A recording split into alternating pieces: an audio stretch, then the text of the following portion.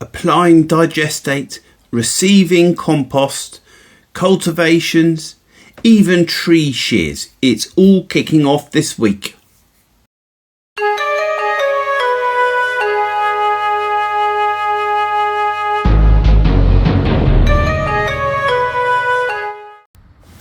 This week has started where we left off, with the application of digestate on spring land destined for spring wheat.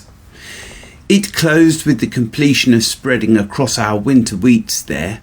We have also taken the opportunity of the drier weather to subsoil out some of the compaction on this lighter land, followed by a whole field cultivation with our pigtail cultivator in preparation for spring drilling of this lighter flint land with our Claydon drill.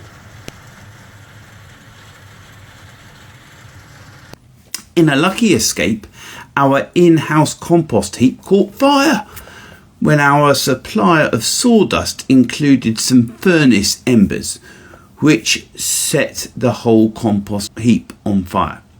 Particularly ironic considering we were taking advantage of contractors struggling to access wet land by taking delivery of wood screened compost.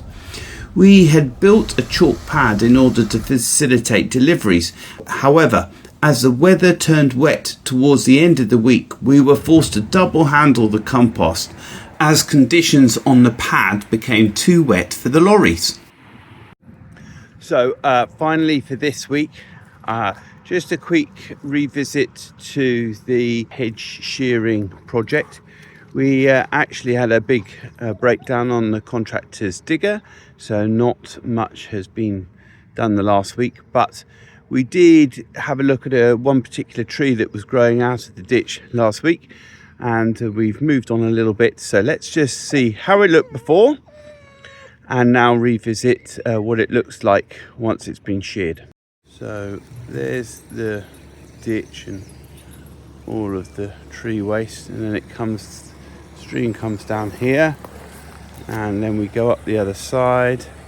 Really cleaned up that hedge quite a lot, and we're moving, so we've got the other side, and digger's just starting up the other side of that oak tree. There he is, just starting his engine. So I'll try and get some footage from over there. Dr. Chris Nichols, in her base lecture, talked a lot about adding diversity into your system and not being purely focused on infield options, but also sort of the wider environment. And you can see these two power lines. I just wanted to talk about this because I was thinking a lot about this during her lecture. So we have this marsh ground here, as you can see, proper marsh grass, and it is it is proper wet here. It's actually in front of our access route. It causes us a little bit of trouble, and we have been talking about improving this to the point where possibly we could put an access road through it in order to access this last field. As you can see, it's got two power lines as well.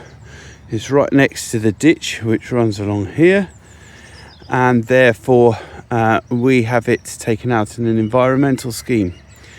But I was wondering whether we actually put a line of willow trees or cricketback willows and maybe mix it in with some hazel that we can coppice in order to add some diversity and suck some water out of this ground.